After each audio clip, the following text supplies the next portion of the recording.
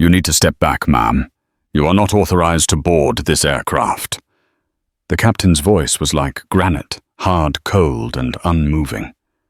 The woman before him, dressed in a simple black hoodie and yoga pants, looked up from her phone, a flicker of disbelief in her eyes. "I think there's a misunderstanding," she said, her voice calm. "This is Flight 7 Alpha Romeo to Zurich." The captain nodded curtly. "Correct. And you are not on the manifest." A humorless laugh escaped her lips.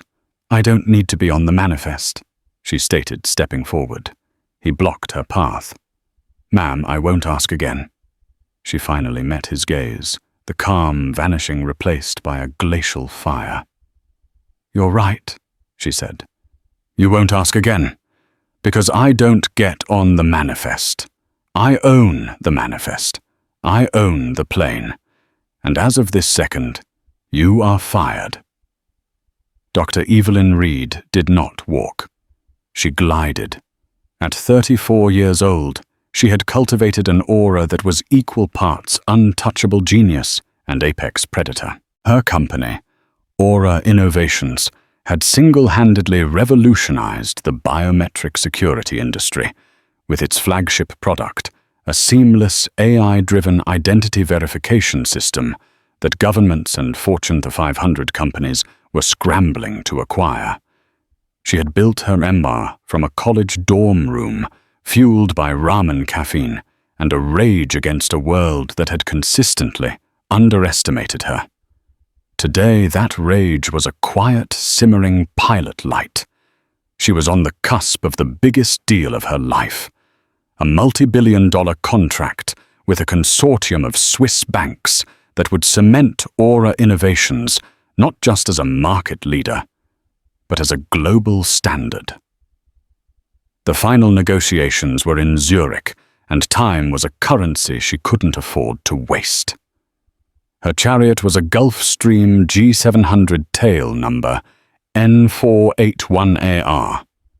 It was her single greatest indulgence, purchased a year prior. It wasn't just a plane.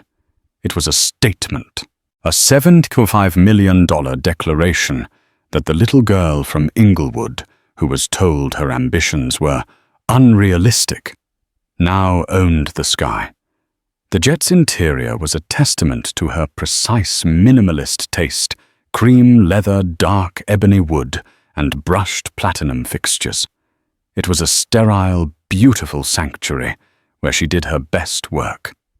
The contract for the jet's management and crew was held by Orion Executive Air, a top-tier firm that promised seamless white-glove service for the world's elite. Evelyn paid their exorbitant fees without a second thought for the simple reason that they were supposed to make her life easier. Her directives were simple, absolute discretion, unwavering efficiency, and zero complications. This morning, the complications had started early. A critical server array for the Zurich presentation had failed at 3 a.m. Evelyn, along with her top 2 engineers, had been working feverishly in their New York office, bypassing the corrupted hardware and rebuilding the code from the ground up. There was no sleep, only the frantic clatter of keyboards and the low hum of servers. They finished with less than an hour to spare before she had to leave for Teterboro Airport in New Jersey. She didn't have time to go home to her pristine Manhattan penthouse to change. She was still in what she called her coding uniform, a soft, worn black Lululemon hoodie, matching yoga pants and a pair of simple sneakers. Her hair was pulled back into a hasty bun, and she wore no makeup. She looked less like a tech titan and more like a grad student pulling an all-nighter. Her assistant Liam, a perpetually frazzled but impeccably loyal man in his late 20s, met her at the office entrance with a waiting Escalade. "The car is stocked with water and a protein bar," he said, handing her a tablet. "Traffic to Teterboro is surprisingly light. You should be there in 40 minutes. I've already forwarded the final passenger list to Orion. Just you and your security detail, Mr. Harris." Evelyn barely grunted in response, her eyes already scanning the final presentation draft on the tablet. Mr. Harris, a stoic man, built like a refrigerator, sat in the front passenger seat, silent as ever. "Liam," she said, not looking up. "Call ahead. Tell the flight crew I want takeoff the minute my feet are on the plane. No pre-flight pleasantries. Just wheels up. Every second counts." "Already done, Evelyn," he replied. "They know the deal." As the Escalade sped through the Lincoln Tunnel and into the flatlands of New Jersey, Evelyn felt a rare flicker of excitement. This Zurich deal was the culmination of a decade of relentless work. It was the final checkmate in a game few thought she could even play. She closed her eyes, visualizing the moment the Swiss bankers would sign. The victory. She had no idea that the battle she was about to face had nothing to do with corporate negotiations, and that it wouldn't be fought in a boardroom, but on the cold, wind-swept tarmac of the world's busiest private airport. The opponent wouldn't be a rival CEO, but a man she paid to fly her plane. And the stakes would become infinitely higher than just one deal. The Escalade purred to a stop on the ramp at the signature flight support terminal at Teterboro. Through the tinted window, Evelyn saw her jet N481AR gleaming under the afternoon sun. It was a beautiful machine. The swept wings and powerful Rolls-Royce engines, a perfect embodiment of grace and power. Her power. Mr. Harris was out first, scanning the area with practiced ease.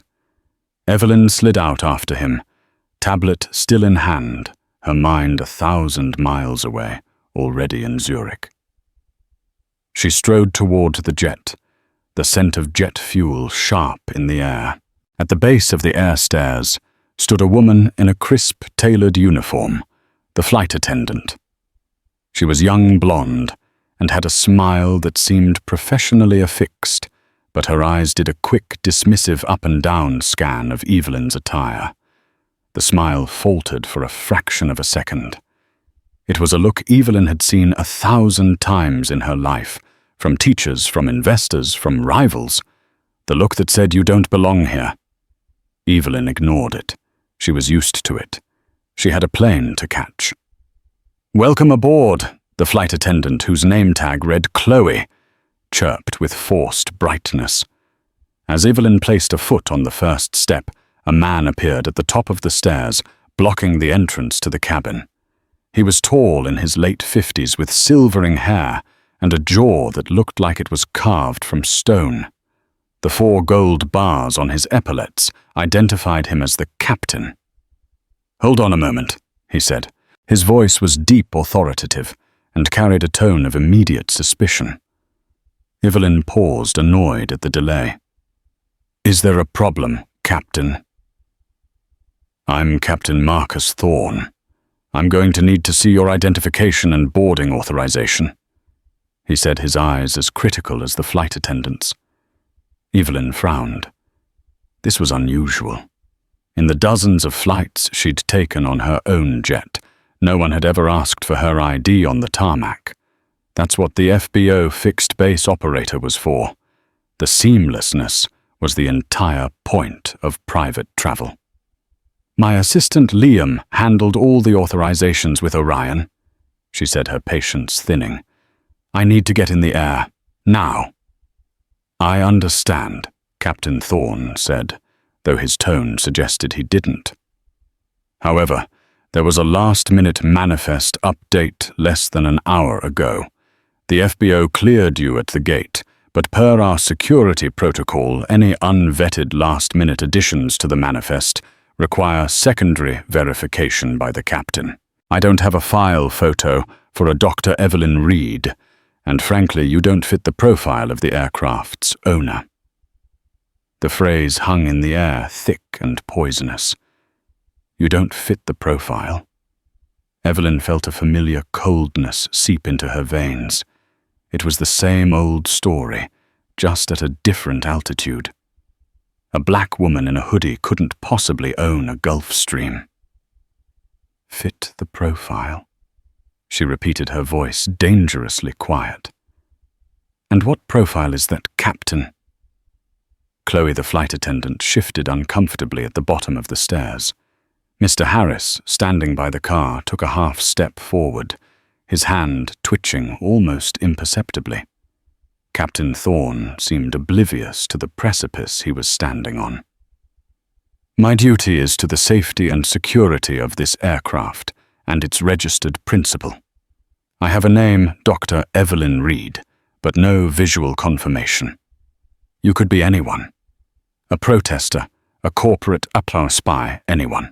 Until I can verify your identity with Orion's head office, you are not authorized to board.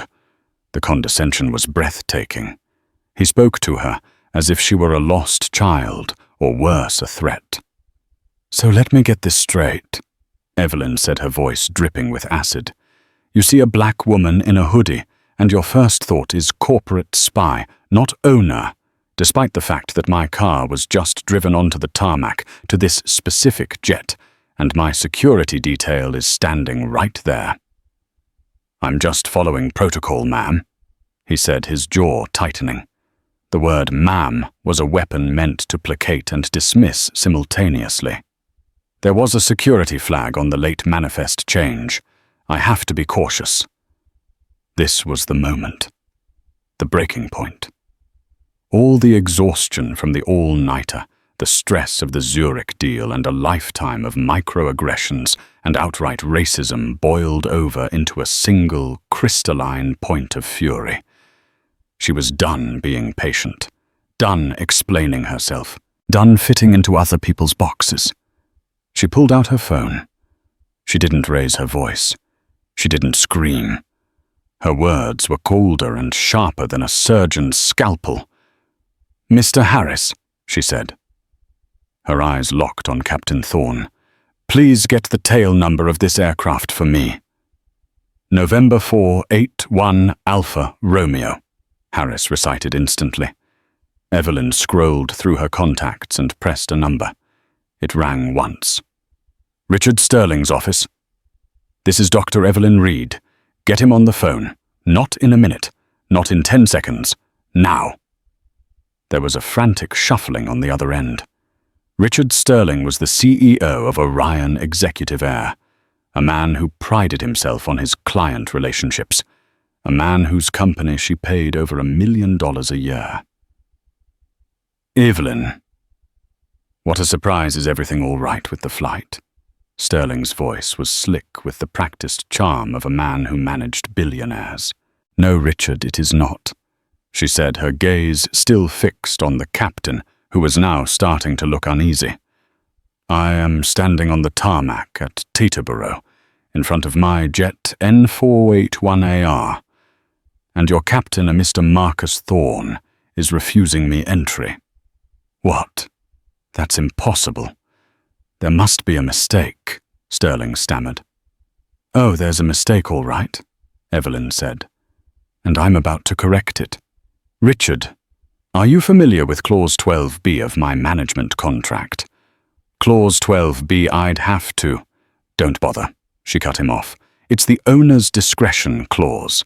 It states that the principal has the right to refuse and dismiss any assigned crew member at any time for any reason without notice.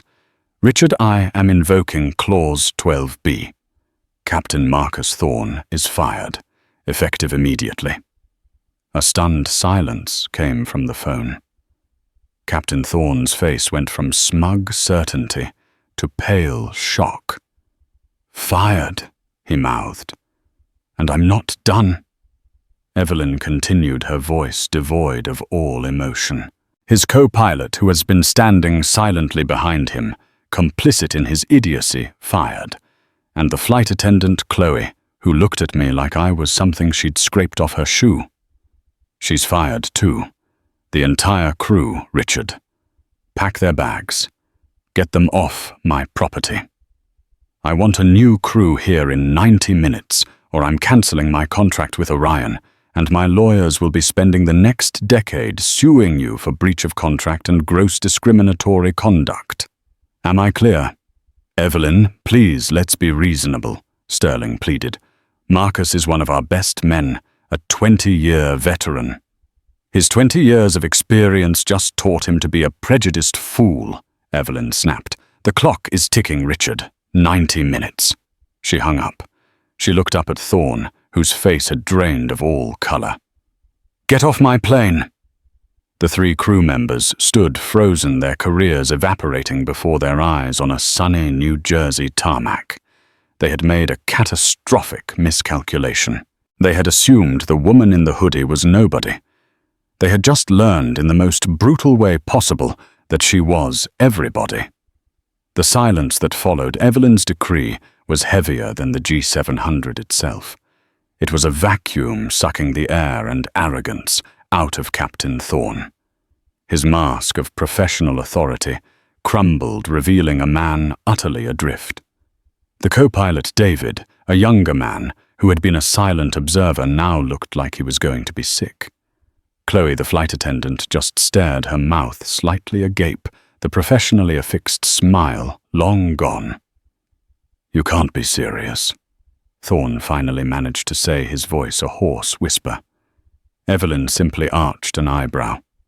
I have never been more serious in my life. You questioned my identity. Now you know it. You are trespassing on my property. Remove yourselves. Mr. Harris took a deliberate step forward, a silent but clear signal that the conversation was over. The implicit threat was all that was needed. Defeated Thorne turned and disappeared into the jet. David followed wordlessly. Chloe cast one last terrified look at Evelyn before scurrying up the stairs after them. Evelyn turned her back on the plane and walked back to the Escalade, sliding into the cool leather of the back seat.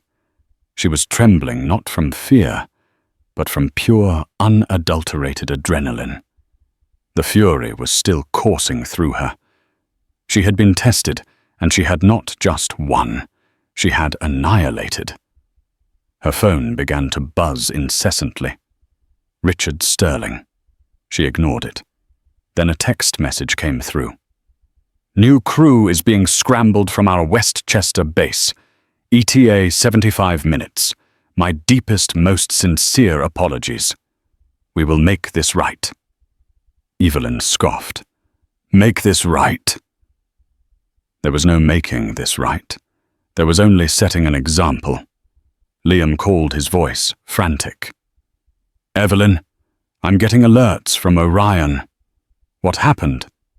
They're saying you dismissed the whole crew. I did, she said calmly. They refused me entry to my own plane, Liam. They decided I didn't fit the profile. Liam went silent for a moment. He knew her history. He knew the battles she'd fought. Okay, he said. His voice now firm, all panic gone. Okay, what do you need? I need you to get ahead of this, she commanded. I want you to draft a formal complaint to Orion. Cite the clause I mentioned. Detail the discriminatory language used by the captain. I want this documented legally airtight. And find out everything you can about that crew. Thorne, Chloe, the co-pilot. Everything. On it, he replied. Minutes later, the disgraced crew descended the stairs, each carrying a small roller bag. They walked past the Escalade without looking at it, their expressions a mixture of shame, anger, and disbelief. They were escorted by a signature employee to the main terminal building, their high-flying careers summarily grounded. True to his word, a new crew arrived 78 minutes later. The new captain, a man named Peters, approached Evelyn's car with a palpable sense of trepidation. He was professional, deferential, and visibly nervous. Dr. Reed, he said, addressing her through the open window. I'm Captain Peters. My crew and I are ready for departure as soon as you are. I want to apologize on behalf of Orion for the unacceptable incident you experienced. Evelyn just gave him a curt nod. Just get us to Zurich. Within 15 minutes, the G700 was taxiing to the runway. As the powerful engines spooled up and the jet hurtled into the sky, Evelyn finally allowed herself to relax. She looked out the window at the sprawling metropolis shrinking below. She had faced down prejudice and had won. She had asserted her power in the most unambiguous way possible. The message to Orion and to the world was clear. You do not mess with Evelyn Reed. The story, as she expected, leaked. Liam's carefully worded complaint was countered by a flurry of internal reports at Orion. But the initial narrative was irresistible. A self-made black female billionaire denied access to her own jet by an arrogant, biased crew fires them all on the spot. By the time she landed in Zurich, it was already a minor story on aviation blogs. By the next morning, it was a sensation. A tweet from a Teterboro ramp agent who witnessed the confrontation went viral. Hashtag Jet Justice and hashtag Fly While Black started trending. Evelyn was transformed from a tech CEO into a cultural icon overnight. The media portrayed her as a hero, a powerful symbol of defiance against systemic prejudice. Major news outlets ran flattering profiles. Talk show hosts sang her praises. She gave one and only one interview to a prominent journalist from the Wall Street Journal, carefully controlling the narrative. This wasn't about anger, she said, her voice calm, and measured a picture of grace under pressure. It was about accountability. In my world, excellence is the standard. Prejudice in any form is a failure to meet that standard, and failure has consequences. The Zurich deal was a resounding success. The Swiss bankers, already impressed with her technology, were now in awe of her steely public persona. They saw her not just as a brilliant innovator, but as an unflappable leader. The contracts were signed, and Aura Innovation's stock surged by 30%. Evelyn was on top of the world. She had her victory, her deal, and the adoration of millions. She had scorched the earth, and from the ashes a legend had been born. She believed she was untouchable. But the problem with scorching the earth is that you never know what seeds of destruction you might have inadvertently planted. And in the shadows, a different kind of journalist was starting to ask questions. A journalist who wasn't interested in heroes or villains, only in the complicated, messy truth. Sarah Jenkins was not the kind of journalist who chased trending topics. A Pulitzer Prize nominee for her exposé on predatory lending in the defense industry, she worked for a long-form investigative journal, known for its meticulous, often contrarian reporting. While the rest of the world was celebrating Evelyn Reed's girl boss moment, Sarah smelled something off. It wasn't that she doubted the existence of racism. She had documented its systemic effects her entire career. It was the neatness of the story that bothered her. The perfect hero, the cartoonish villains, the swift, satisfying justice. Life in her experience was rarely so tidy. Her inquiry began not with Evelyn, but with the crew. She started with a simple question: who was Captain Marcus Thorne? The official narrative painted him as a relic, a prejudiced old guard pilot. But his record told a different story. 22 years in the U.S. Air Force flying high-stakes transport missions. 15 years in commercial and private aviation with an absolutely spotless record. Not a single complaint. Dozens of commendations for his meticulous attention to safety and security protocols. He was universally described by former colleagues as by the book, unflappable, and a pilot's pilot. It didn't add up. Finding Thorne was difficult. He had been forced to sign a stringent non-disclosure agreement with Orion as part of a paltry severance package. He wasn't talking. Sarah, however, was persistent. Using a former Air Force contact, she found his brother who lived in rural Pennsylvania. After a week of careful persuasion, the brother convinced Marcus to speak with her off the record. Sarah met him at a small diner 100 miles from any airport. The man she saw was not the arrogant monster from the stories. He was a ghost. He had lost 20 pounds. His eyes were hollow, and his hands trembled slightly as he held his coffee cup. "She ruined me," he said, his voice raspy. "One day I was at the top of my profession. The next I'm uninsurable, unhirable. My career is over. My reputation, gone."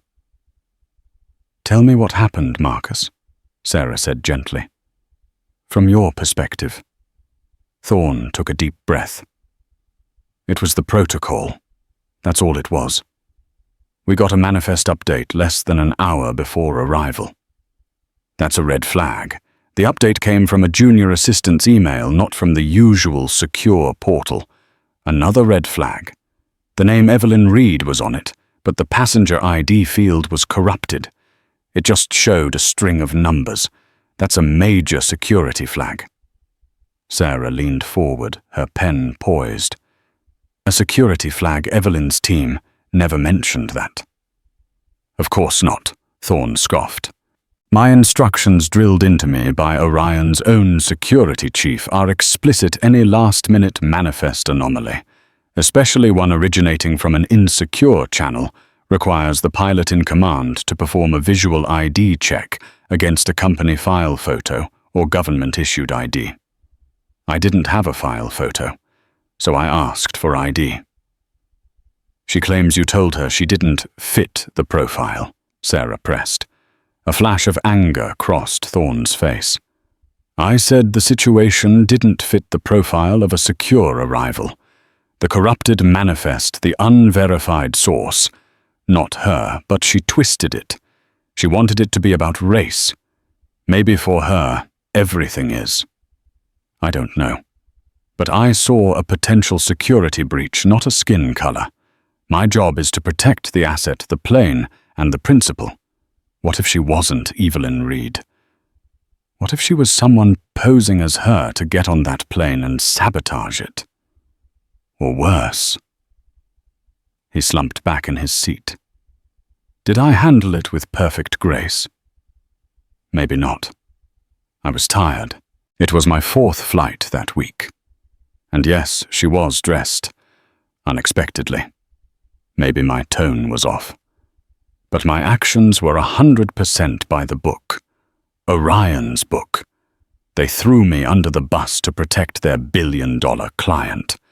They even silenced my co-pilot and flight attendant with NDAs and threats." Sarah's journalistic instincts were screaming. This was the missing piece. The context that had been surgically removed from the public narrative. Her next stop was a disgruntled former IT security manager at Orion Executive Air. After some digging, he confirmed Thorne's story. There had been a security bulletin issued 3 months prior after a rival company had an activist sneak onto a CEO's jet. The new protocol was Thorne's exact description. He even forwarded Sarah the confidential memo. Next, she found Chloe, the flight attendant. She was working as a waitress in a chain restaurant in Florida, trying to pay for her mother's mounting medical bills. She told Sarah through tears that her dismissive look was one of panic. She had seen the corrupted manifest on her tablet and was trying to subtly signal to Captain Thorne that there was an issue as Evelyn approached. "I wasn't looking down on her," Chloe sobbed. "I was looking at my tablet at the red warning icon next to her name and then back at her, wondering what we were supposed to do. He was just doing his job. We all were." The picture was becoming clearer and darker. Evelyn Reed hadn't been a victim of overt racism. She had been the subject of a standard, if clumsily executed, security procedure. a procedure necessitated by a mistake likely made by her own assistant Liam, who had rushed the manifest update from an insecure email. Fueled by her own past experiences and the pressure of the moment, Evelyn hadn't sought clarification. She hadn't asked, "What is the protocol issue?" She had leaped to the conclusion that served her worldview, a world where she was constantly under attack. And in her righteous fury, she hadn't just fired 3 people. She had vaporized their lives, their savings, and their futures. Sarah Jenkins now had the truth. It was messy, complicated, and had no clear hero. And she knew that publishing it would be like dropping a bomb on the carefully constructed legend of Dr. Evelyn Reed. Sarah Jenkins spent 3 weeks writing the article. She triple-sourced every fact. She included the text of the Orion security memo. She got a statement from an aviation security expert confirming that Thorne's actions, while perhaps lacking in bedside manner, were textbook procedure for a captain prioritizing security. She detailed the devastating personal and financial fallout for Thorne Chloe and the co-pilot David, whose wife had left him under the strain. The centerpiece of the article was the contrast between the public narrative and the documented facts. It didn't absolve Thorne of potential unconscious bias, but it reframed his actions from malicious prejudice to professional diligence. The article's true focus, however, was on Evelyn Reed's reaction. It painted a portrait not of a heroic victim, but of a New Age monarch, so insulated by wealth and power, and so conditioned to see slights that she used a nuclear option to solve a minor dispute. The title of the piece was Stark Tale Number N481AR, the hero of #Jet Justice and the lives left in her wake. The article was published online on a Tuesday morning. The internet went into meltdown. The initial reaction was denial. Evelyn Reed's supporters, who had championed her as a symbol of racial justice, cried foul. They accused Sarah Jenkins of being a racist apologist, of orchestrating a hit piece to tear down a successful black woman. The hashtags shifted from #JetJustice to #ProtectEvelyn. But the facts were irrefutable. The leaked Orion memo was the smoking gun. The tearful interview with Chloe went viral. The hollowed-out image of Marcus Thorne became a symbol of a different kind of injustice cancellation by a billionaire's whim. Slowly then, all at once, the tide of public opinion turned against Evelyn. The story was no longer about racism. It was about an abuse of power. The same people who had celebrated her for firing the crew now condemned her for it. She was no longer a hero. She was a bully. An arrogant CEO who refused to believe she or her team could ever make a mistake.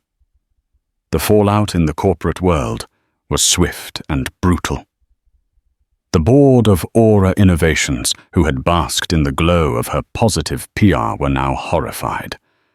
Their stock, which had soared after the Zurich deal, began to hemorrhage value.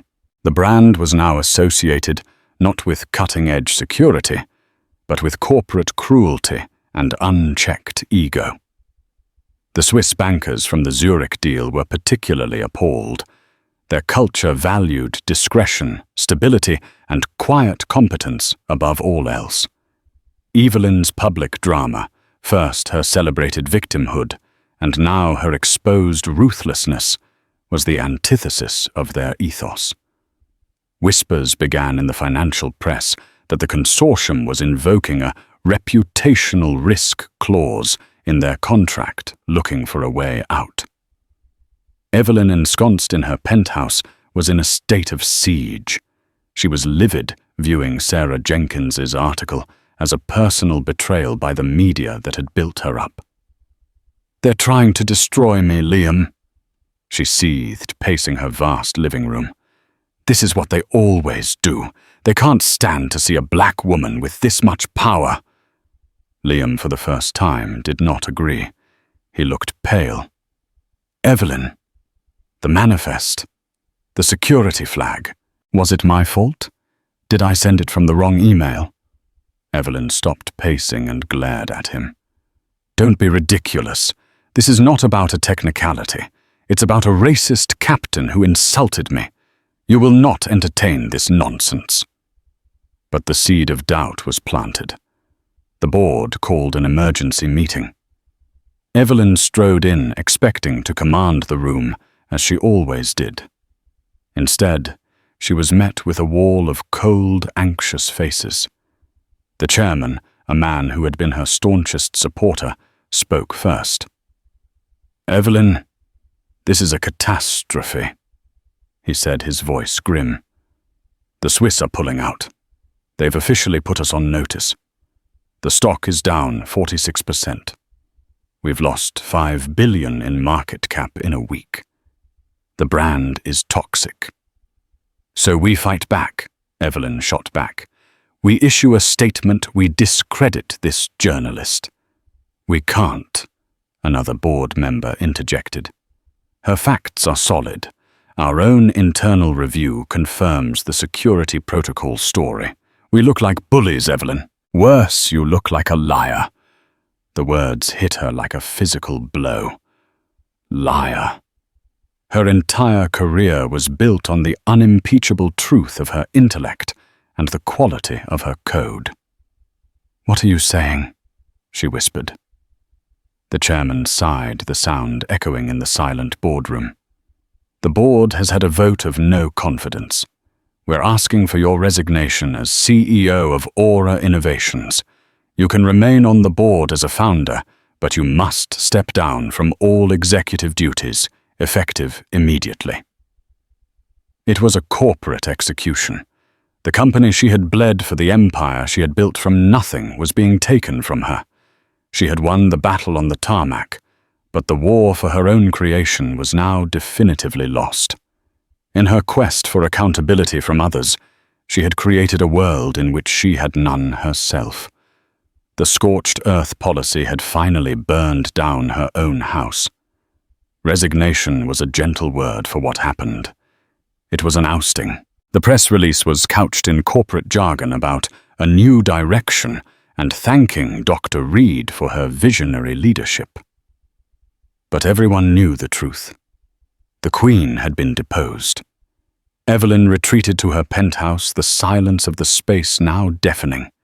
The city lights outside, which once seemed to celebrate her success, now felt like mocking eyes.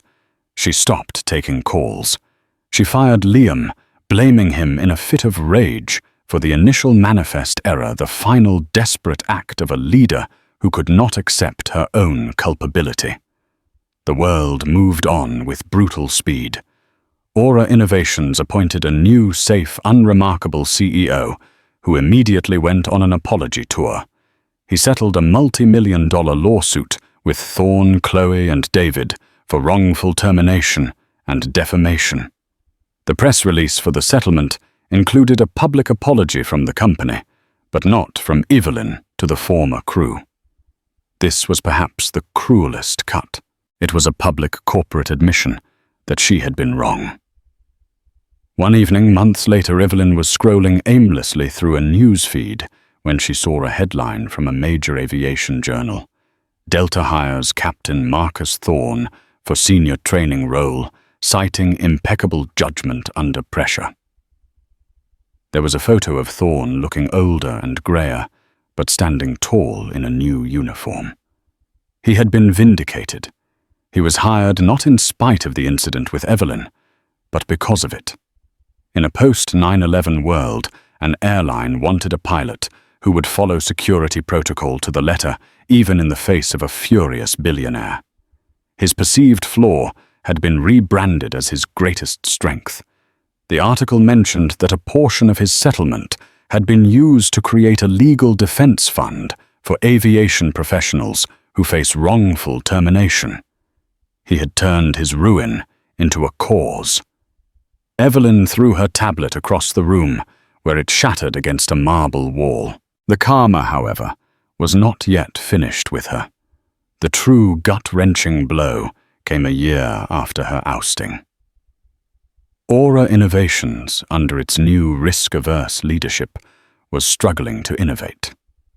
Without Evelyn's vision and relentless drive, the company that had once been a disruptive force was now just another lumbering tech giant.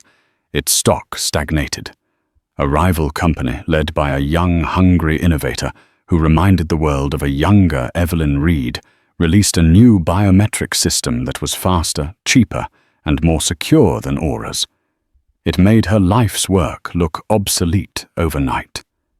The board of Aura, desperate to salvage shareholder value, agreed to a merger. Aura Innovations. The empire Evelyn had built was swallowed by its competitor. Her name, once synonymous with the future, was now a footnote in a corporate history book. The final piece of karma was quieter, more personal. She still had the jet. N4A2HAN-AR. It sat in a hangar at Teterboro, a monument to her downfall. She had the money to keep it, but she never used it.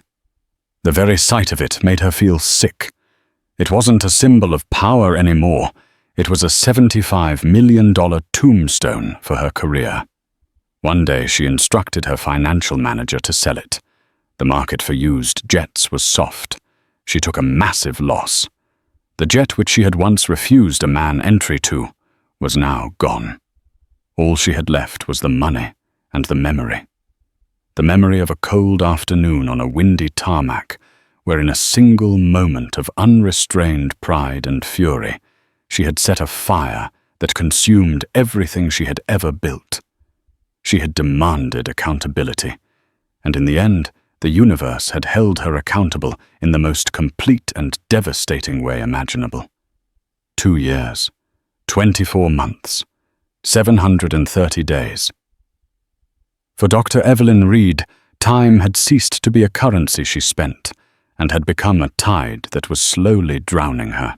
The world which had once spun on her axis now spun on without her, its indifference a constant grinding insult.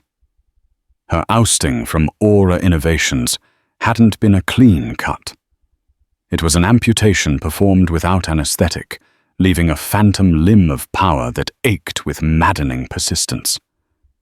The initial months had been a blur of incandescent rage. She lived in her penthouse like a deposed monarch in exile, surrounded by the opulent trappings of a kingdom she no longer ruled. She'd fired Liam in a single brutal phone call. His stammered apologies swallowed by her venomous accusations. He had been the scapegoat for her own catastrophic lack of judgment, and casting him out had provided a fleeting, hollow satisfaction. She spent weeks with her lawyers exploring scorched earth lawsuits against her own board, against Sarah Jenkins, against Orion Executive Heir. But her legal team men, who were paid handsomely to be ruthless, advised her against it with unnerving gentleness. The public record was not in her favor. A protracted legal battle would only cement her reputation as a toxic pariah. The war was over. She had lost. She tried to re-enter the arena. A year after her exit, she funneled $10 million of her own money into a new startup, Nix Security. The concept was brilliant, a quantum leap forward in predictive threat analysis. The code she wrote in those lonely nights was as elegant and formidable as anything she had ever created. Her genius had not deserted her. But genius, she was learning, was not enough. The first pitch to a top-tier venture capital firm on Sand Hill Road was a disaster. The younger partners were visibly starstruck, but the senior partners, the ones who wrote the checks, were cautious.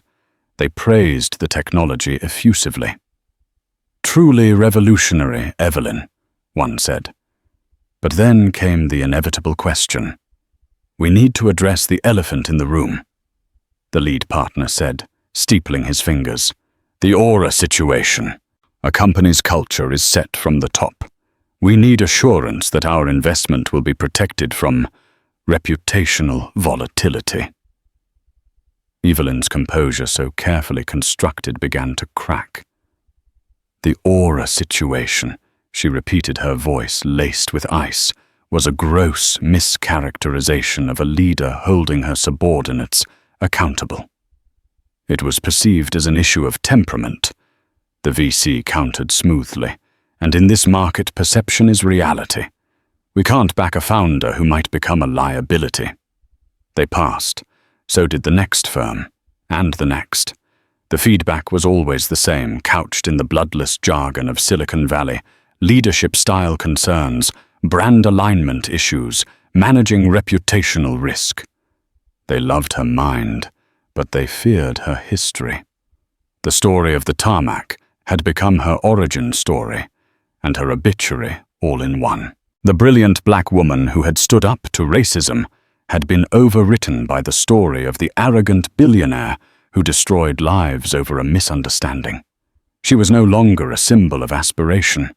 She was a cautionary tale told in hushed tones in boardrooms and over expensive lunches. Her social life withered and died. The invitations to galas and tech summits stopped arriving. The friends who had celebrated her victories now screened her calls.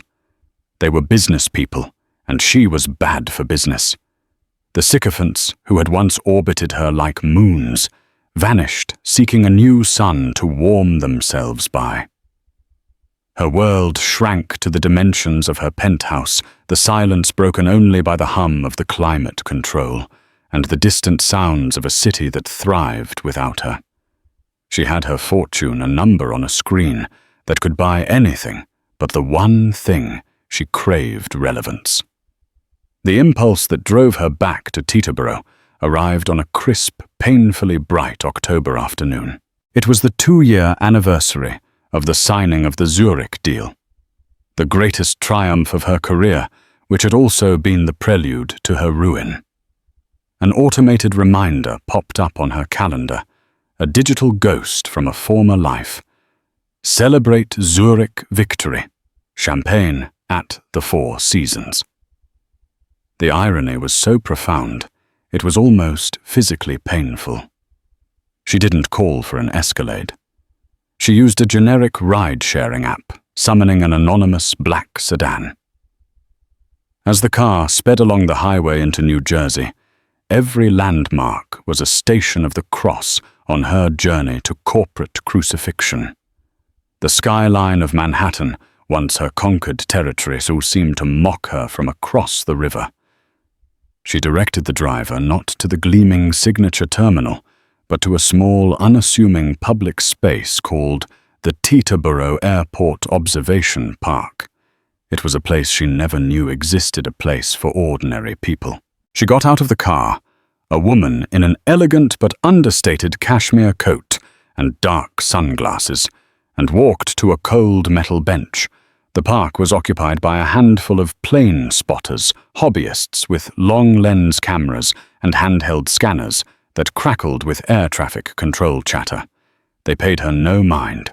To them, she was just another civilian, not the woman who had once owned one of the very titans they were here to photograph. The air smelled of autumn leaves and burned kerosene. The noise was a constant symphony of power, the whine of auxiliary power units, the deep rumble of taxiing jets, and the earth-shaking roar of takeoffs. For years, this had been the soundtrack of her life, the sound of her own ascent. Now it was the sound of a world she was no longer a part of. She watched for an hour, a spectator to the lives of the global elite she once embodied. A Learjet, small and nimble, a massive Bombardier Global Express. Then she saw it. A Gulfstream G700, its lines as sleek and familiar as her own reflection. It taxied into view, its pearlescent white paint gleaming. For a heart-stopping moment, she thought it was N4A1AR. A wave of nausea and a phantom sense of ownership washed over her. But as it turned, she saw the tail number was different. The logo on the tail was that of a major charter company. Her jet had been sold, stripped of its identity, and put into service for anyone who could afford the hourly rate. The air stairs deployed. A family emerged, a father in a bespoke suit, a mother in stylish travel wear, and 2 young children who squealed with delight as they ran down the steps toward a waiting Range Rover.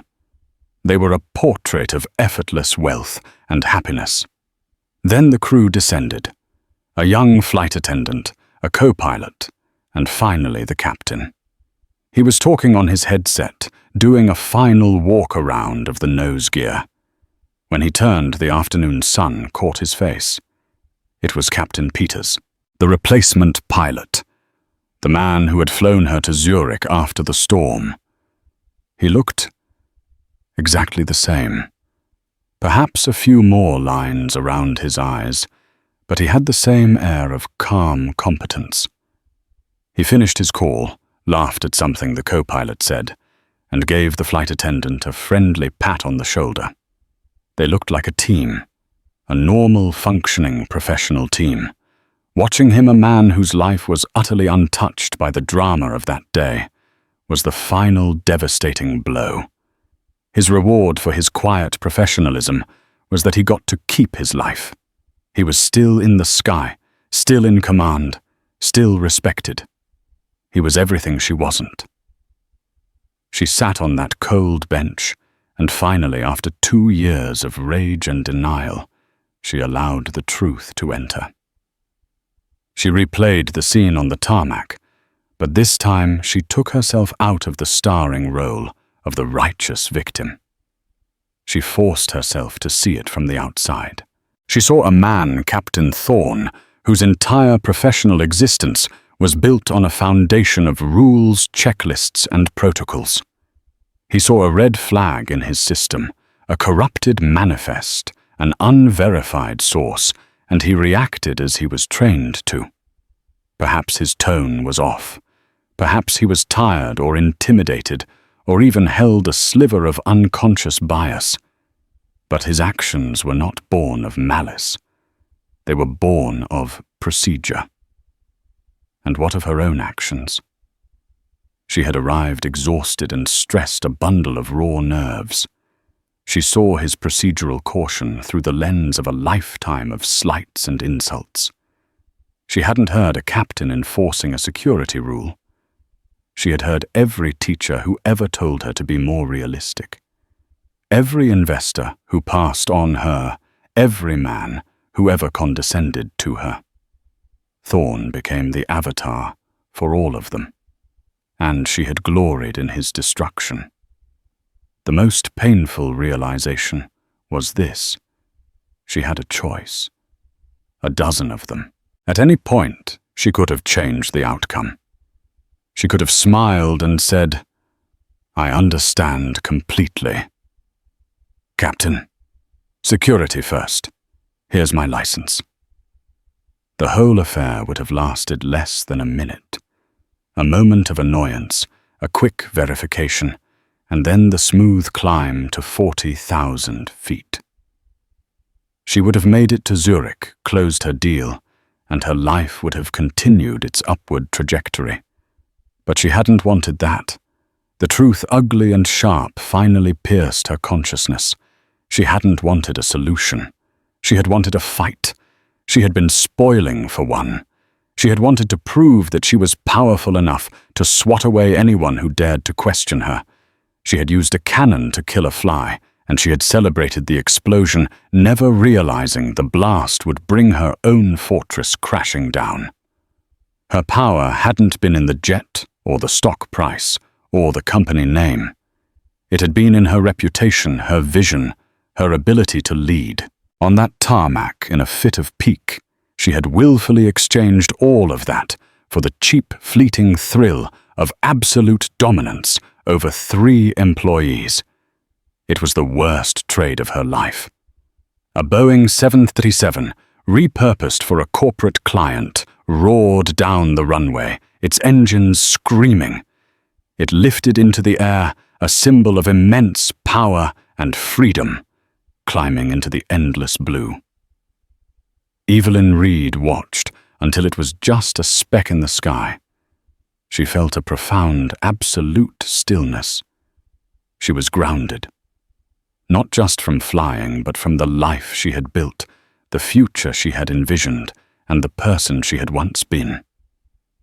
The echoes of her own fury on that windy ramp 2 years ago had finally faded, replaced by a silence more damning than any accusation. She had won, and in doing so had lost everything. The story of Dr. Evelyn Reed is a modern tragedy. It's a gripping reminder that the line between justice and vengeance can be dangerously thin. She won the battle on the tarmac, but in the court of public opinion and in the quiet of her own life, she suffered a total loss. It forces us to ask ourselves some difficult questions. Where does accountability end and cruelty begin? How much of our reaction to a situation is based on the present moment versus the baggage we carry from our past? Evelyn's story shows that in our interconnected world, no action happens in a vacuum. The ripples of that one decision on the tarmac spread out, eventually creating a tidal wave that came crashing back down on her. It's a powerful lesson about pride, perspective, and the immense responsibility that comes with power. If this story made you think, if it sparked a conversation, then please help us share it. Hit that like button. Share this video with someone you think needs to hear it. And most importantly, subscribe to the channel for more deep dives into stories that reveal the complexities of our world. Let us know in the comments. Was Evelyn's initial action justified, or was her downfall a fitting dose of karma? We want to hear from you. Thanks for listening.